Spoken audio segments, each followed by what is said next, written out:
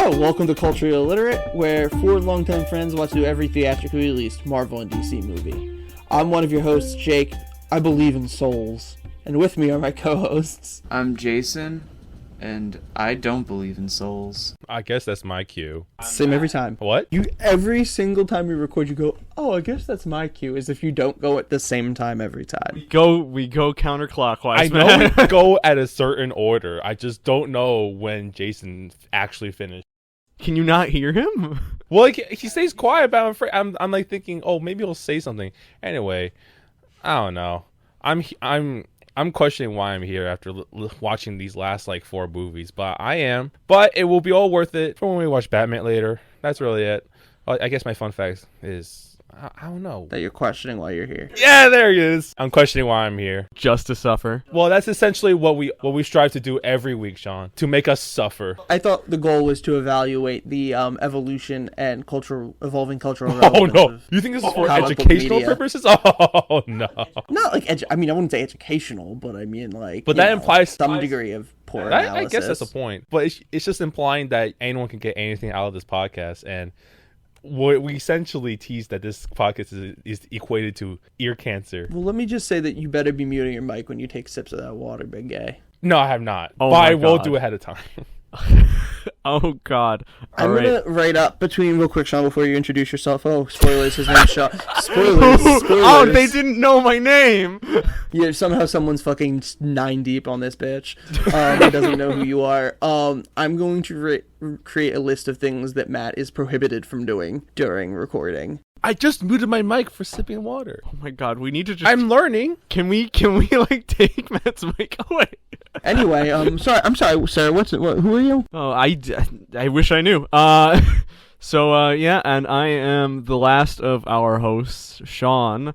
My I really need to think of fun facts ahead of time. I came up with this idea, and I have never had one planned.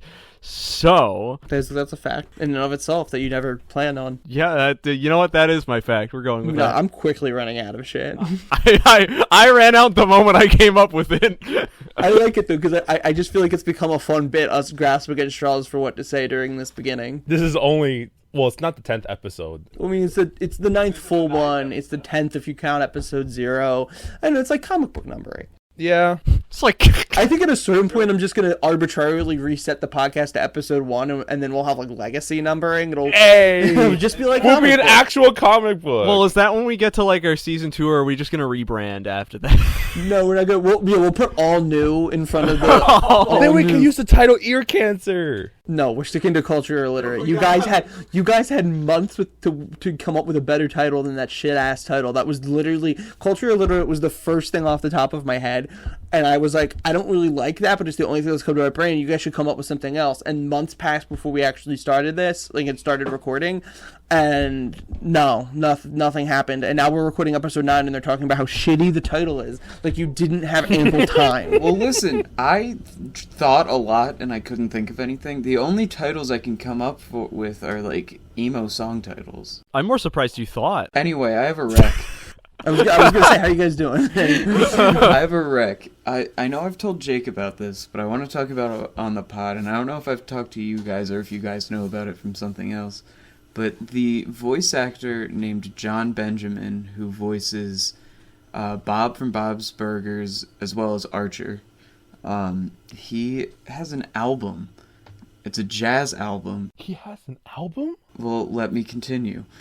It's titled Well, I Should Have, and it's a jazz album where he hired jazz musicians to compose music, and he was the pianist in the jazz group. Now, here's the thing. He doesn't play piano at all. So it's called Well, I Should Have because he should have learned how to play piano. So it'll just be like this beautiful jazz music, and then the piano will come in, and it's just like, bah! And it's terrible, and it's so funny. So I highly recommend listening to You told that. me about that multiple times, and I need to check it out. Yeah, it's so funny. I have a recommendation. I recommend. Okay, never mind. It's actually really popular, so you probably already seen it already. But I recommend the Mission Impossible movies. Yay! Nobody undercuts themselves more than Matt. I think every time you recommend something, he'll be like, but like, you know, whatever. And I don't know. You always undercut yourself, dude. Matt, Erect. It's a movie that most people have seen by now, I assume. I actually haven't seen 1 through 3. I'm gonna rewatch all of them before 8 comes out, but I've only seen 4 through 6. 1 is solid. 2 is a lot of fun. It's a little like cheesy here. Yeah, 2's the one I've heard the worst things about, but I still want to Really? watch all of them. 3, I think, is the worst. Okay. You're the worst. I need to run. I'll run it back with those before 8 comes out. Tom Cruise. Tom Cruise. Tom Cruise. He's built different. He is built different. And you guys, both you know, it's, mentally and physically, because he's a fucking nut. yeah, Scientology. You know. They gave him the But juice. ultimately, what's important is that it's not the plane, it's the pilot. They gave Tom Cruise the juice. What juice? The juice. Is this The a reference to juice. something that I don't understand? They gave Tom Cruise the juice. Like O.J. Simpson? The juice is loose? Listen, Tom Cruise and O.J. Simpson are secret gay lovers. Okay. I don't understand. This is going somewhere. I've lost the plot. I don't understand how we got here. What plot? But listen, check this transition out. Speaking of things that would have been greatly helped by a plot, we're talking about Superman 4. Oh, look at that! That's where we drop the bomb. That's where Finally we drop the made it. bomb sound effect. Sorry, Bob.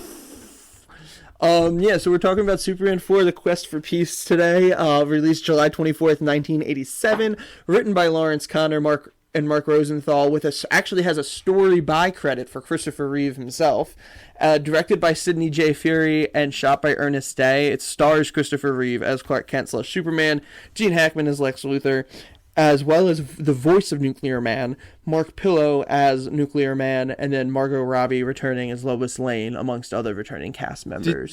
Did you just say Margot Robbie? Did I say Margot You Robbie? said said Margot Margot Robbie. Robbie. Oh, I'm stupid. Margot Kidder. I'm assuming I said Margot Robbie instead of Margot Kidder, right?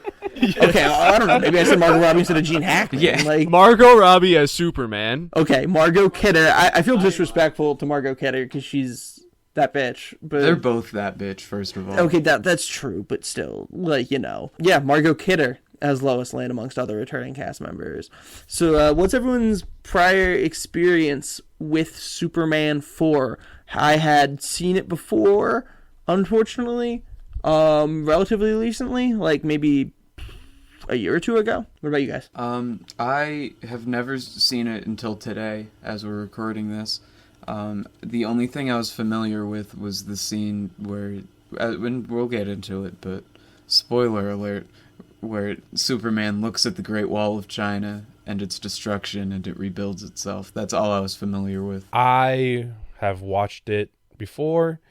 It was many years ago, so I do not have much memory of this movie.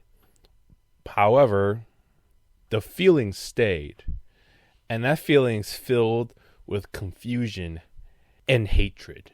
Matt's always filled with hatred. Every single one of these. Matt doesn't Even like if something, he doesn't like it. Even if it's a good movie, Matt still finds a way to bring hatred. He's a man of extremes. He's a man of extremes. He's a man of passion. When he Ladies, he's a doesn't like man of something, passion. he really, What, Matt? really hates it. I have a fun fact. I'm trying to look up Superman 4 on IMDb just so I know everyone's names. And if you look up Superman on IMDb, at least from my results, Superman 4 doesn't show up. Superman 3 does. Did you look it up with Roman numerals? Nope. I just put up you just looked Superman. just Superman? He's just Superman. I mean, it has a page on IMDb. it it's does. just- I had to specifically put in 4, and then it finally showed up. You probably don't get a lot of people looking for it. But he looked for Superman 3, though. But, well, this brings us to kind of the end of an era, because it's the last Reeve era movie, having seen obviously the previous 3 ones, as well as the Supergirl spinoff, which all of us hated Supergirl. All of us loved Superman 1 and 2. And Jason was the lone defender of Superman 3, if memory serves. So kind of bringing us in for a landing. We start at the Smallville farm that Clark has inherited from his deceased parents, where he uncovers the capsule that brought him to Earth and removes a luminescent green Kryptonian energy module. A recording left by his mother, Laura, states that its power can only be used once. He returns to Metropolis, where he finds the Daily Planet has been taken over by David Warfield, a tabloid tycoon who fires Perry White and hires his own daughter, Lacey, as the new editor. Following the news that the United States and the Soviet Union may engage in a nuclear arms race, I'm going to yawn. I fought it off. Superman resolves it by collecting all nuclear warheads from various nations and placing them into a giant net and throwing them into the sun. Also, movie doesn't really open on the farm. It actually opens with him saving a Russian cosmonaut in space. And that definitely condenses some things in terms of how the nukes happened. But up to that point, opening thoughts on the film as it played out to right up until he throws nukes into the sun in order to save the world. I realized that I was skipped over when I was supposed to talk about my. Oh, I'm sorry. Talk about it. I got distracted by Matt. I'm sorry, Sean. So I'll go now. Please, I'll go please, first. Please talk away. So yeah, I'd seen this movie before, too, but it's been a really long time. I saw it as a kid. All I remember was the ending and how quick it felt, and also the China, Great Wall of China scene. But throwing nukes into the sun is going to cause a lot more damage. Now that's a lot of damage. That's a lot of damage. You're talking massive solar flare, my guy. You're gonna burn every planet within such a far radius. You have killed so many people just by throwing a net of nukes into the sun. Ruin an entire solar system. Okay, that was the worst part, but everything around it is also wrong. The fact that, like, okay, we should probably progress the plot first and then, continue our rant up. Well, I'm not actually gonna. I have other things I want to say before I continue the plot. Because other things happened other than throwing into the sun. To be honest, the first thing I was just gonna say is the opening in space where he saves the Russian. Is this movie had a $17 million budget. It was supposed to have a $36 million budget, which was slashed suddenly once production started. This was actually kind of I believe a passion project for Reeve. He wanted to do a Superman movie he was very concerned with nuclear weapons and the threat of nuclear war, and wanted to do a Superman movie that tackled that and intended for it to be a very serious political piece. And then it turned into this, in large part because of studio issues and with them cutting the budget. The opening scene in space is the only thing where the effects aren't complete dog shit. And where they're not like ridiculously reusing shots. So that had to have been done before. Like that had to be one of the first things they filmed before they lost almost all of their budget. Yeah, because it was pretty solid. The beginning part of the movie, like from him saving like the Russians in space from the what was it? They were hit by like. What were they hit by? It was like some like they were hit by space debris. Yeah, space debris. Old satellite space debris. Exactly. Them saving the Russians from the space debris, and the scene where he was like trying to play a little baseball with some guy. I forget his name. I'm not sure if he was in a previous Superman film. I forget. No, I don't think so. I think he's just the guy who's helping him sell the farm. Yeah, it's just a real estate guy trying to buy a farm. Yeah, up until that point, I was actually kind of enjoying myself. I'm like, oh, this is pretty solid. The effects are cool. The action was decent, and Christopher Reeves is still fantastic as Superman, which continues throughout this entire film, even though the plot doesn't really do this performance justice, unfortunately. I mean, I think in general, the setup of this, I genuinely love the setup of the movie. I think having a tabloid buy out the Daily Planet and the threat on legitimate journalism was honestly kind of ahead of its time. And then talking about the impact of nuclear war and the nuclear deterrent being not really what some people act like it is all really good premise and setup, but that's about where all the promise. It's all promise and zero delivery. Yeah, it kind of makes me wish that having seen the whole like nuclear theme behind it, I wish that it was kind of like more the end goal was to get to know nukes and not that happening like partway through the movie. That just felt kind of like. When you start with something like that big and with such a big goal in mind to essentially get rid of it with like what feels like a goofy gag of him collecting all the nukes into a net and throwing it into the sun. I keep going back to that, but like it's like the main scene of this. But like just to see that, to have that theme go into just a goofy joke at the time, especially when it was like this is coming off of the 70s and like everything like that being such a big massive threat to just just to everyone after at that point. So it was like it just seems to feel like it's downplaying the issue more than it is like building it up as like this is something that needs to be taken seriously. Even with how he's motivated to do it because he gets a letter from a kid asking him to, which is like kind of sweet and wholesome and Superman-y, but also just feels like he gets a letter and then he doesn't immediately respond, so the tabloids criticize him and then he throws them all in the net, which is an insane shot. He doesn't throw them all in there first. He first grabs them one by one and puts them in what I assume is a planet-sized fishing net. I literally just said he puts them all in a net, and you said, no, he doesn't. Oh, wait. Whoops. Never mind. Well, the thing, yeah, I agree that it's just, like, disappointing because it has potential to, like, actually have some kind of statement on a very relevant issue at the time, and still to this day, but especially at the time. And then they just kind of treat it like almost like 60s Batman campy-esque of like the nuke net. Like, my super nuke net. Like, it's just very like campy and cheesy the way that they deal with something that could have been a very topical and well done statement. The cheapness of the visuals don't help either with the budget cut. It doesn't make it any easier to take it serious when it's like they're like click and dragging Superman across the screen. It's like he's just like a little. It's not good.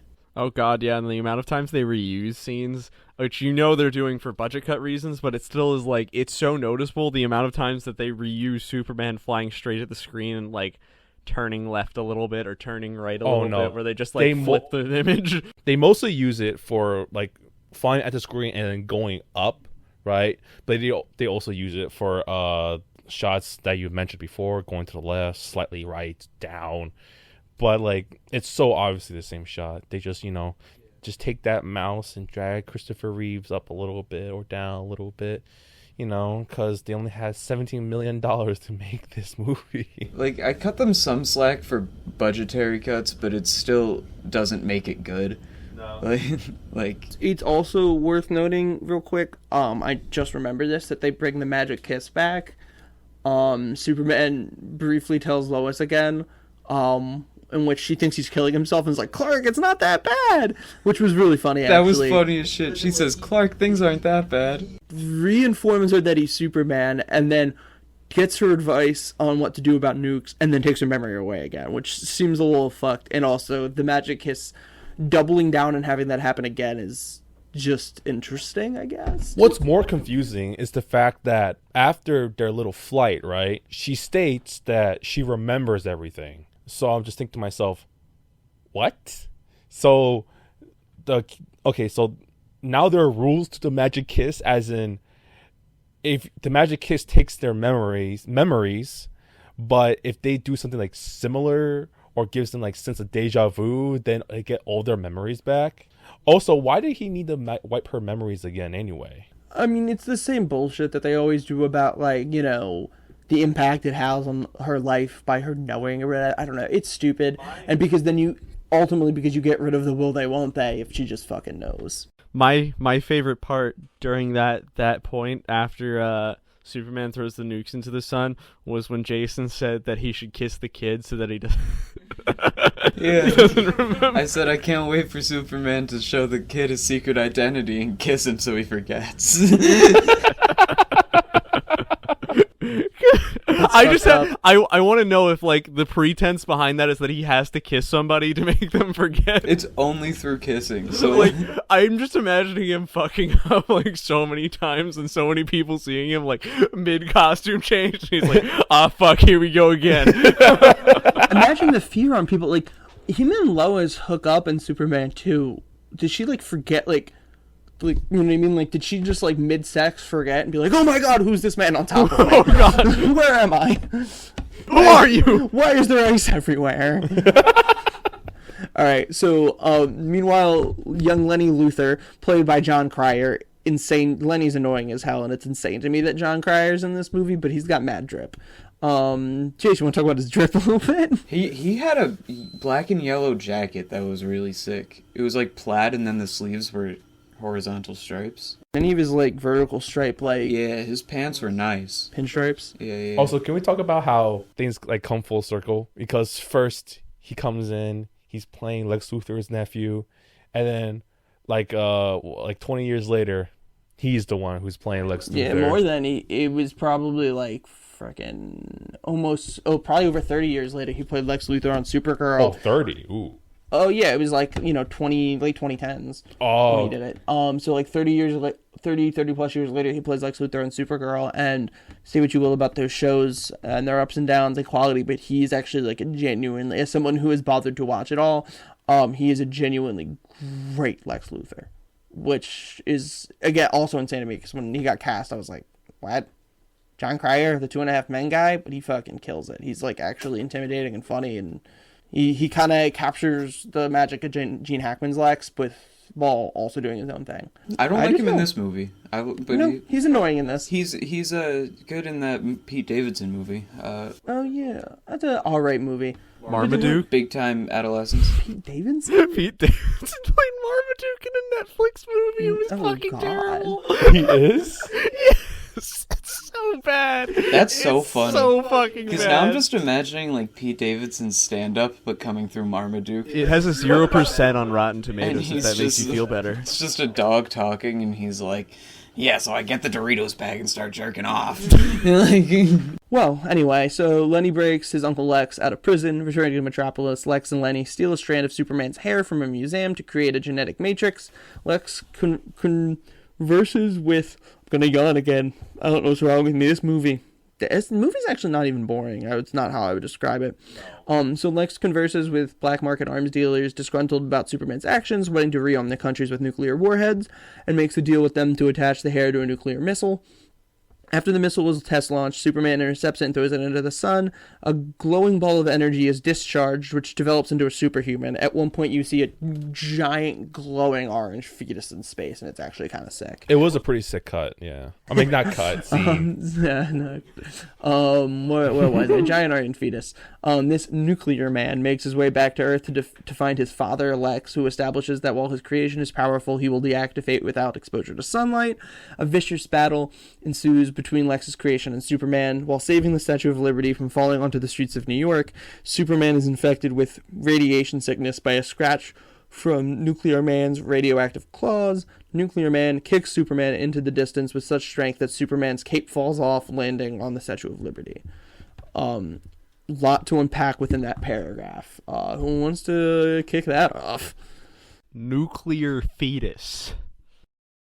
Thoughts? That nuclear fetus has more rights than women. Yeah, so fuck the Supreme Court. We can talk about that. Women are cool. People with uteruses are cool. Wow, it really sounds like we're patting ourselves in the back here. I feel like we should either be more sincere or divert, because we do genuinely feel these things. We genuinely But it just kind of sounds like we're Yeah. jerking off. Shout out Charles Barkley.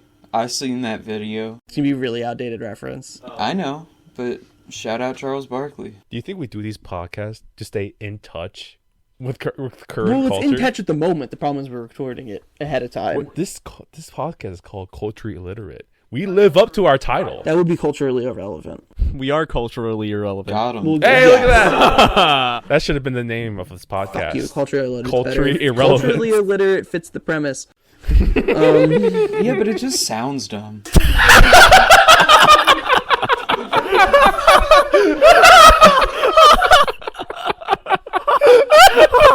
I was not expecting that to get as many laughs. It as it got. definitely sounds dumb, but I think it's better than culturally irrelevant, because I It's think just that so sounds just blunt as and dumb. sudden.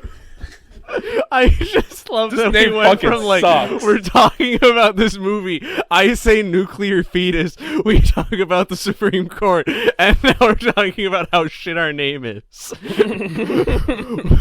You know what? Fuck you guys. I came up with the name, and I'm gonna stand by it blindly. Okay, nuclear fetus aside. That's a hell of a sentence, isn't it? That may be the first time those words have ever been said in that succession.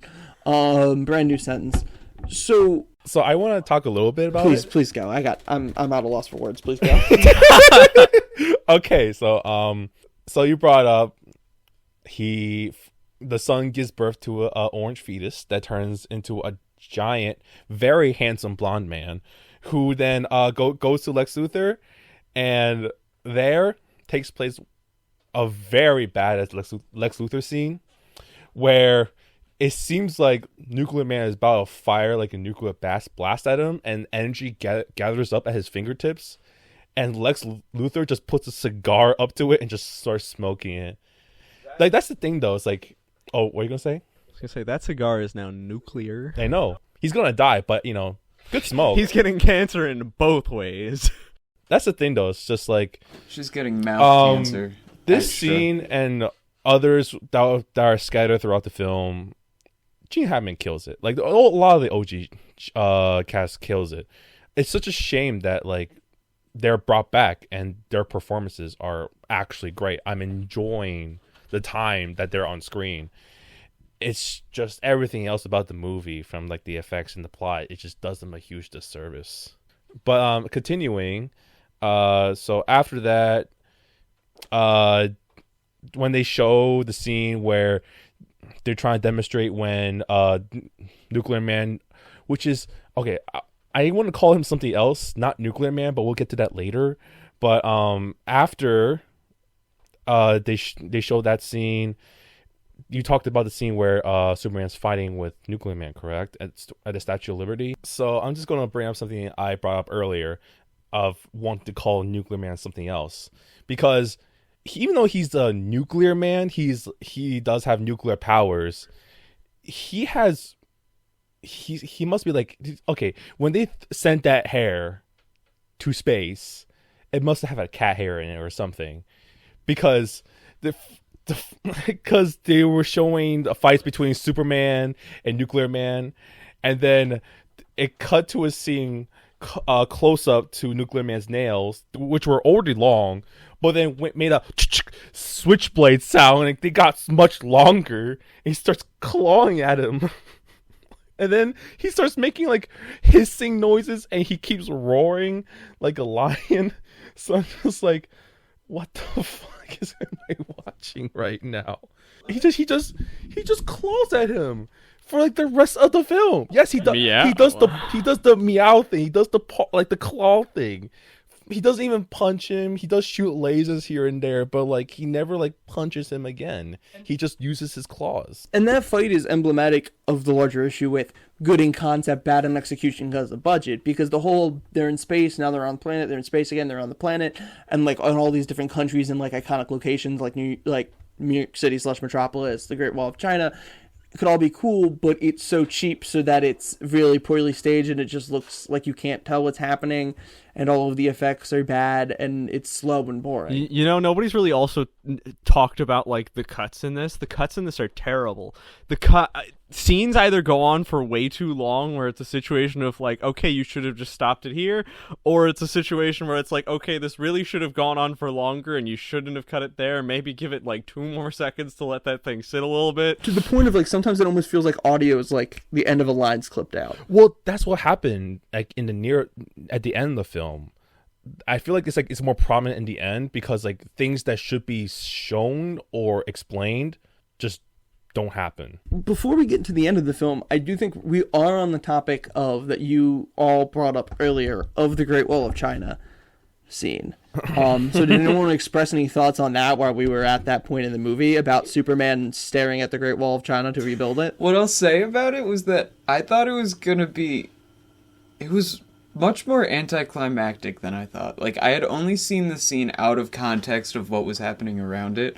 I thought that was gonna be like, at the end, like he defeats whatever enemy, and then he goes back and fixes everything. But it was just like, in the midst of a fight, he was just like, all right, let me stare at this wall. All right, I'm good.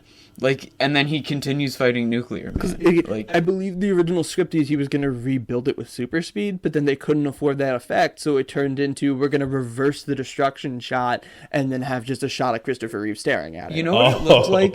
It looked like, you know, in Lego games when you have to build the stuff, like it has like the jumping pieces and you have to like build it real fast. It looked like that, but without like having a Lego man doing it. It was just like You know, I think there's not like really many people who don't know about that scene, so seeing it in full with everything else around it and having the mental capacity to understand what I was watching made it just like, it feels out of place, yes, but knowing it already and knowing that it's coming made it feel so much less impactful, and everything else in this movie was fucking weirder to me. yeah, it was like when you know it's coming, that if it was out of place and the rest of the movie was like pretty good, then it would still hit. But like when the rest of the movie's also like stupid and bad, that doesn't hit the same when you already know it's coming. I still think throwing nukes into the sun was the worst. Yeah, that was just a whole different level. That's just disrespectful to like the concept of science.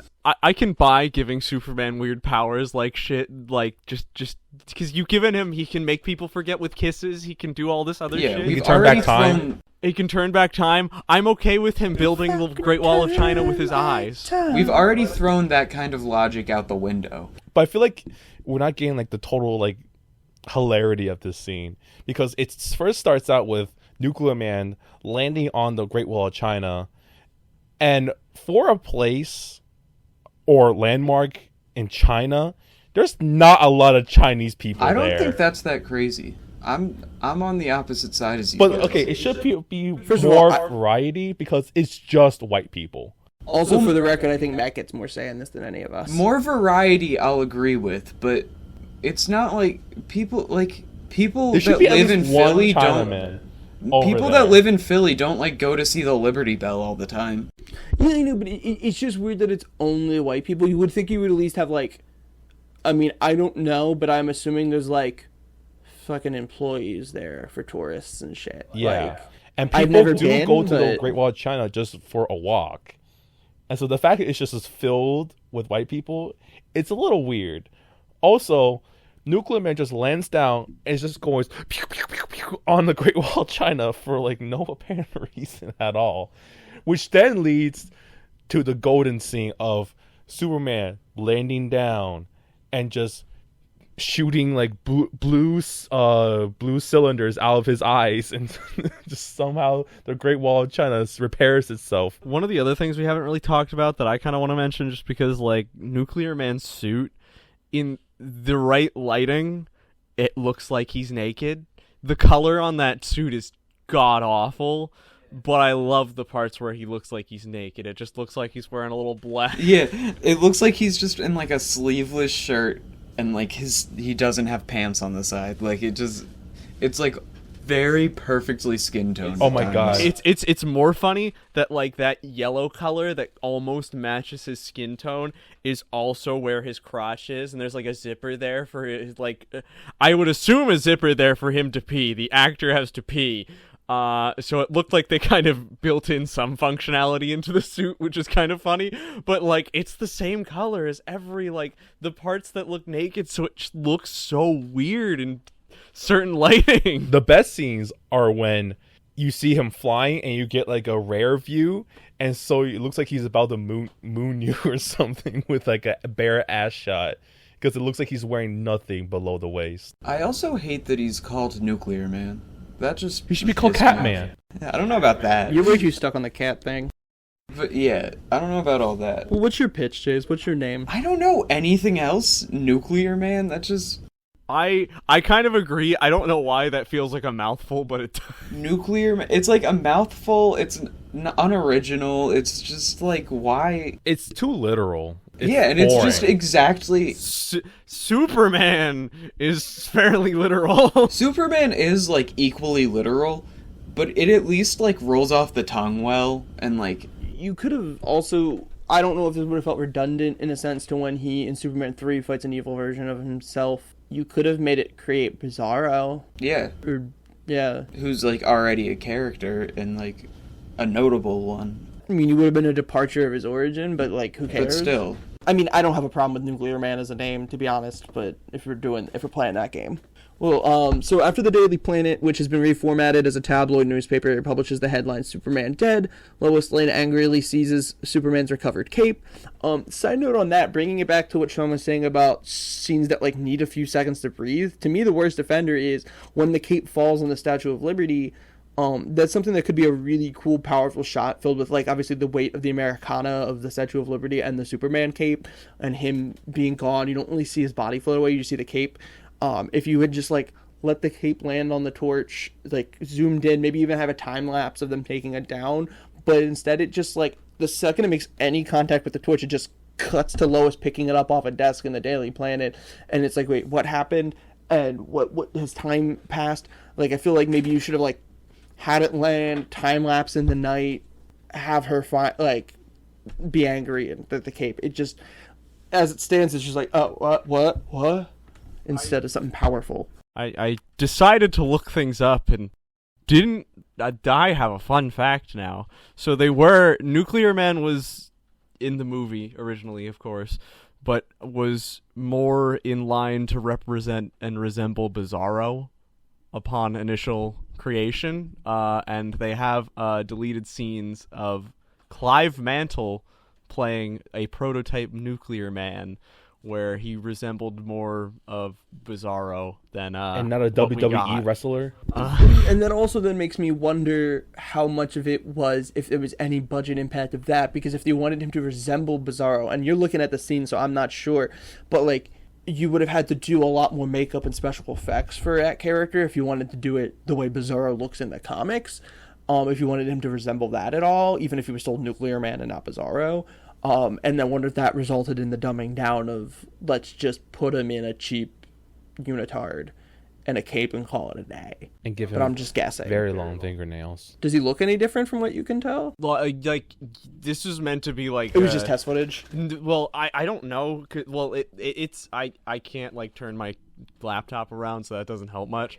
But, like, so, like, it doesn't obviously look like exactly like Bizarro by any means, but like for 1980s standards, I'd say like, yeah, it looks like they were essentially, there's like a whole thing that was cut where it was like supposed to be a prototype Nuclear Man that was supposed to do a lot more and was like the first Nuclear Man, and then they were gonna have the Nuclear Man that we got be the second Nuclear Man. So essentially there was a first one that was a test that failed.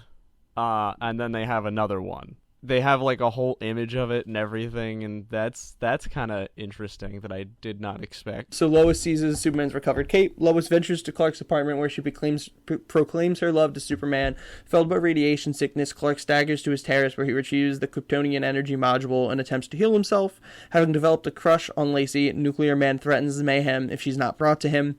The encounter between Nuclear Man and the newly restored Superman is taken to the moon, which ends with Superman being driven to the moon's surface by Nuclear Man in another astoundingly cheap special effect. Nuclear Man forces his way into the Daily Planet and abducts Lacey, carrying her into outer space. And we gotta talk about the fact that he carries Lacey into outer space. A normal human being, not in a spacesuit, and she does not die. She does not even almost die. She seems completely unaffected by the fact that she is just in space. Because she's attached to Nuclear Man. But then he drops her. No, he goes right from his hands to Superman's. He mutated her so that she can live in space now. I was just gonna go with she's built different. She's DILF different. You're DILF. Thanks. Jason's about that DILF life. Yeah, I have a t-shirt that says DILF. And it says, "Damn, I love frogs." And a lot of froggies on it, the very sweet froggies. Alright, now you made it weird. I like the froggies. You made it gay. I like the froggies. Jason, you like men. Yeah, which means I can use that in a derogatory sense. Whatever. Okay, so he carries her into outer space. She doesn't die miraculously for no known reason. Superman manages to free himself from the moon's surface and pushes it out of its orbit, casting Earth into an eclipse, nullifying Nuclear Man's powers and leaving Lacey helpless in space. Superman then rescues Lacey, see, it wasn't right away, and returns to Earth, then recovers Nuclear Man, who is now lifeless, and deposits him into the core of a nuclear plant plant destroying him. What had been nuclear man becomes electrical power for the entire electrical grid. I don't know how he's powerless, if he's then also powering the grid, but who knows? Nothing about this has made sense the whole time. What do you mean? Well, he doesn't have any power when he's depowered, and he's depowered, and then he puts him in this nuclear plant, and he has powers again, but he's also still dead. He still has radiation, though. He was birthed from the sun. No, because the whole thing was that he doesn't when he's not in. No, he doesn't have powers. And his powers are the radiation. Is this guy an idiot? No. I don't think I'm the idiot here. No. I really don't. Sorry, I was reading something. What? He was born of radiation. He's made of the radiation, but when He was born of hair. He was born of a hair and semen. Well, he was born of all those things except for semen. and radiation. My point is, his powers are the radiation. So when he's depowered like he is, why is he then also supplying electrical power to the power And plant? also, well, you can say that there was light once he got back down. But then he should be alive again. No, because then he fell into the power You plant. can't have it both ways. He's either No. not generating power and Jake, dead, or Jake. he's generating power and alive. You're approaching this as someone who can actually think for themselves. Well, no, but my problem is Jason seems to think it actually makes sense. It does make sense. My Okay, thought this is- process. okay, think Are about you this, aware right? of how, like, power works? They don't... When they create nuclear power, they convert it into electricity, so he would be powered and converted into electricity then. My point is he doesn't have power. That was the whole point. My thought process is that. But then I said that because then he got back down and there was light in the power plant. But Then isn't he'd be it- awake again. Isn't nuclear power No, because he basically would be boiling converted into water electricity. and getting power from steam or something like that? No, steam is a byproduct after they create. I don't That's why think clouds that's how come it out of the top. works. That is how it works. I don't know. I believe we know a chemist. Can we get Eddie on the line? Can we get Eddie on the line? We have a chemist. Steam is a byproduct of them creating the electricity. Okay, we're not. I don't want to delve into like actual science because I Well, don't think any of us are smart enough. I'd like to imagine. I just want to question the movie's internal logic. I'd like to imagine that he's still alive and not actually dead, and that his body is just being kept alive inside that tube, and he shall be living in there for the rest of his days. We can CGI actor corpses for Superman 5. Exactly. They're just using his currently alive body to generate electricity for the rest of time, and now the world will have infinite energy until this man's demise, which will presumably be never, because he's like the sun until he burns to death and everybody else goes with him. Well, yes. So to wrap up the plot, also, hey, if you're listening, let us know if you agree with me or Jason. You should agree with me if you're not stupid. I don't understand what you're not getting. I think we could do this endlessly, Jason, I think. This is just like a certain other Wait. debate we I had. need answers, Matt. Are you currently looking up, because it looks like you're reading something and not actually paying attention to He what's is going looking on something currently? up. Are you looking up how nuclear energy works? No. What the fuck? Then pay attention, bitch. I'm just trying to read stuff from like Superman. Okay, At least it's relevant. Fair I'm enough, gonna look fair up how. enough. But still, random internet scrolling's going on the list of Matt prohibitions. If you act like he'll okay. listen, he'll forget about the prohibitions. I'm surprised he remembers to show up every week. So Perry White secures a loan to buy a controlling interest in the newspaper, making David Warfield a minority shareholder and protecting the company, protecting the paper from further takeovers. Superman also recaptures the fleeing Luthers. He places a 22-year-old Lenny in Boys Town. Yep, which is a Catholic school, which means he's probably going to get molested. Yeah, but he's apparently 22, so I don't know. Oh if yeah, they- he you might know, be they're- past his prime for then. Yeah, exactly. Drop 10 off his age and telling the priest that Lenny has been under a bad influence, and then he returns Lex to prison. So that is Superman 4, The Quest for Peace. And if you're wondering, hey, did they just entirely drop the plot about Clark needing to sell the farm and the will they won't they with both Lacey and Lois? Yes, they did just drop and they it. dedicated a whole scene to it between him double dating I forgot what the CEO's name. Oh yeah, Lacey. Lacey. I literally just said it. Lacey and Lois. and they do the sitcom Yes, thing. that was actually okay. So that scenario by itself sounds really dumb, and I thought it was going to be really dumb, but because of the strong performances, especially by Christopher Reeves, I actually really enjoyed that scene. Well, yeah, Christopher Reeves just makes that enjoyable. I don't care if it's dumb. It was still like, it's just cute. That's why like I enjoyed this movie somewhat. Like Superman 3 was just so boring and bad. This movie is bad, but there are things to take away from it. Like Christopher Reeves, Gene The Hackman, goddamn gem. Margot Robbie. They really give it their all. Do you realize that you said Margot Robbie? Okay. We're not letting that go. We're never letting Okay, that but go. I wasn't sure if it was intentional or if I had gaslit Matt into thinking. it was I know who Robbie. Margot Robbie is. I wanted to think I Yeah, was Margot a Robbie genius. is Lois Lane. I think that the thing about that scene that makes it enjoyable is that it has like the heart of like the campy moments of Superman 1 or 2. So if it were placed into a movie that had like a better storyline and script and so on, it could have worked well. In my opinion, like, because there were moments of like Superman 1 and 2 where like they were really good movies, but they did have moments of like campiness and silliness. And I feel like that was one of those moments, but it was in a movie of like a bunch of other bullshit instead of being in a good movie. That's the thing, though. It's like there are times where in this movie where it seems like it's something good is about to happen or has the potential to be good, but it just never does it correctly, or just falls flat in the end. I'm surprisingly didn't like absolutely hate this movie.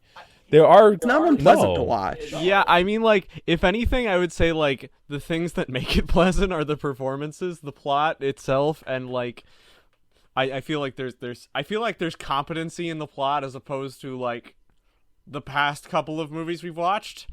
But, like, it's still bad. Oh yeah. I just think it's competent enough that it's, like, it could have been okay. Don't get it fucked up. It's a dumpster fire, but we're comparing it to the movies we've watched before, which have also, like, half of them have been, in my opinion, even worse dumpster fires. Supergirl is still the fucking worst. I disagree. I think this was very unpleasant to watch. I'm Really, surprised. I think it's kind of like a fun bad Yeah, like time. it's not a good movie. This It's less than an hour and a half, so it's mercifully short. this is skipping ahead. How do you compare this to the other Superman movies? It's definitely the worst. I'm surprised. I think I think have it over Superman 3. If we're counting Supergirl, I have it over I think Supergirl. 3 is the worst. Yeah, 3 is the worst. Would you put this below Superman and the Mole Men? Because you hated that. Yeah, I would. Wow. Impressive. See, for Because context, you have to grade it for what it is. Superman and the Mole Men was like, I didn't like it, but it was also like a TV pilot basically. From what This we've was watched like so a far, real- I would put this easily above Superman 3, Supergirl, and Swamp Thing, and I would put it a little bit above Howard the Duck. I'd put it below everything else for what we've seen. I so don't far. think I'd put it. I don't think I would put it above Howard the Duck. Howard the Duck, I got some enjoyment out of just because Howard it got the titties Duck was and other good. things. Other things. I'm shit. I'm Howard pilled. I will put this above Howard the Duck. I did not like Howard the Duck. But like, You guys are no fun. that's how I feel about this movie. We're kind of getting into it, so just I mean, I'm gonna breeze through my favorite thing, least favorite thing, but just yeah, I like the premise of it. The execution fucking is awful, but I like the premise, and to me that's why I put it over something like Superman 3, which to me is just like long and boring and has like nothing there. At least this, like, it's, you can see at some point there was an attempt to say something with this movie. And then also I just think the OG cast is a little bit more prevalent and present, and for all its faults, they're doing everything they can with it. And there's like actually several scenes in this movie that in isolation I think are good scenes. And I like really like a lot of the performances despite how fucking shit everything is. So to me, it's like there's moments in there that, like, for a second you're like, oh right, I'm watching Superman 4, not Superman 2, because then the shit comes out. Least favorite thing is, I mean, honestly, it may just have to be the visuals. I mean, there's a lot of issues, but it's just hard to look past the, like, blatantly cheap, through no fault of the people in the production really, but visual effects, reused shots, and to me, there's a lot of bad things that pull you out of this movie, but that's got to be number one. It's just really laughably, pathetically bad. It's like the worst I've ever seen, maybe. That or the effects at the end of Supergirl. Wouldn't recommend it. Yeah, I don't think it's quite as bad as its reputation, to be honest, but I still think it's really, really fucking bad. Like 1 out of 5 bad, and I don't think you should watch it.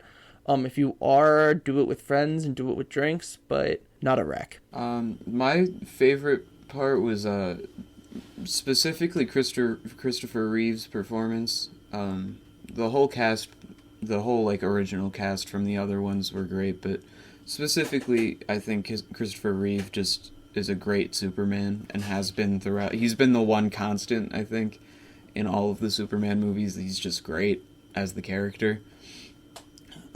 Least favorite part, I think, is just I was just disappointed with the execution, because going into this, I knew nothing of the plot. I just knew that it was supposedly terrible.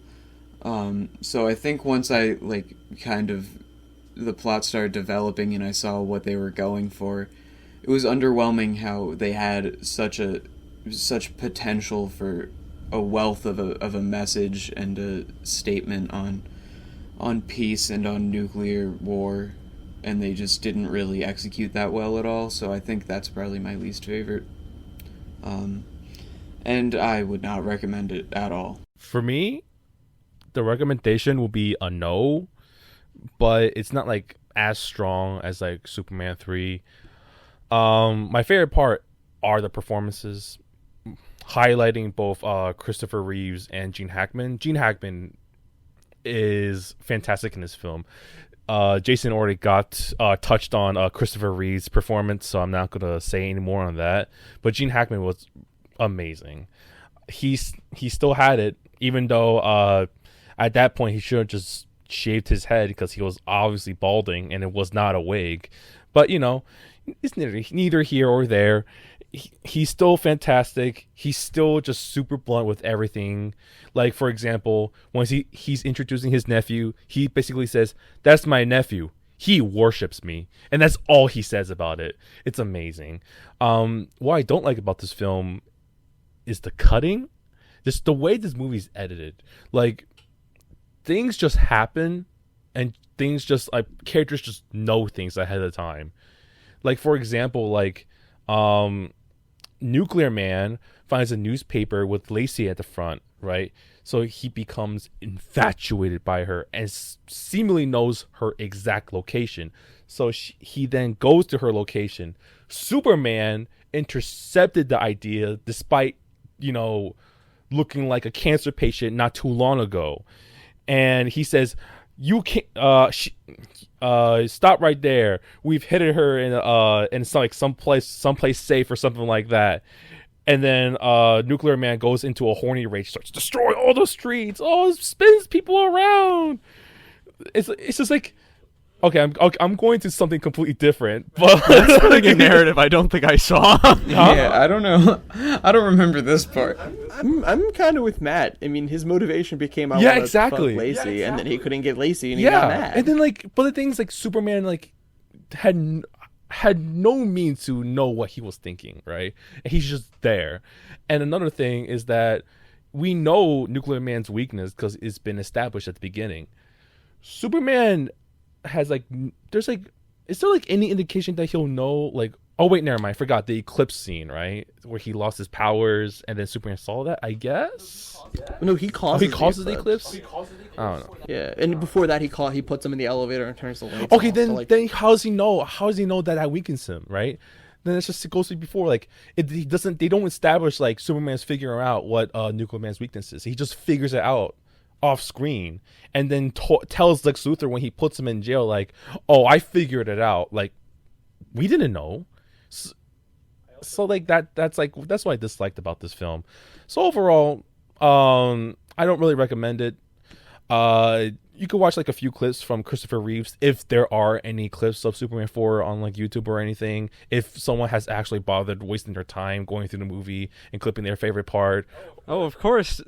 The Great Wall of China scenes everywhere, man. That's my favorite part. Well, that's everyone's favorite part. I'm talking about like stuff like, you know, like the sitcom scene between Lacey and Lois. Like stuff like, you know, that's like actually enjoyable and not like laugh out loud B-movie material.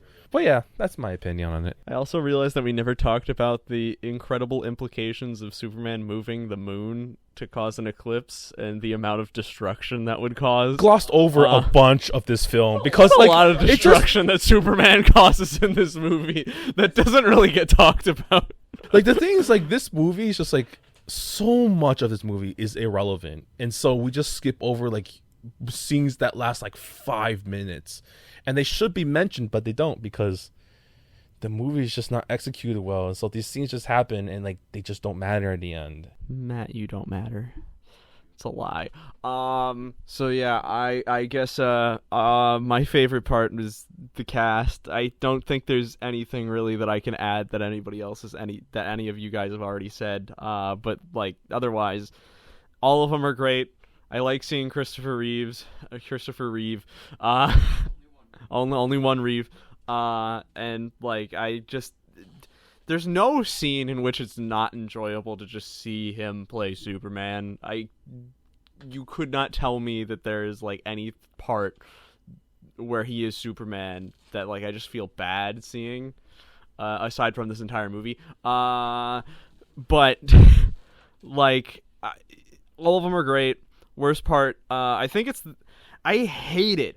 I hate it so much that this just feels like another one of those movies where it's like there's so much potential and it's just not used properly.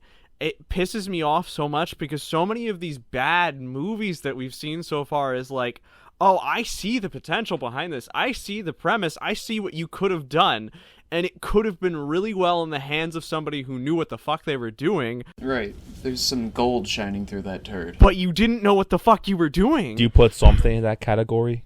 I put a lot of things in that category, Matt. I've said that. I have said these same words way too many times with too many of these movies. Because if Swamp Thing was done right, it could have been the greatest comedy of all time.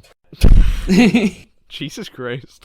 So yeah, this movie's a wreck with a W. All right. Well, it's good.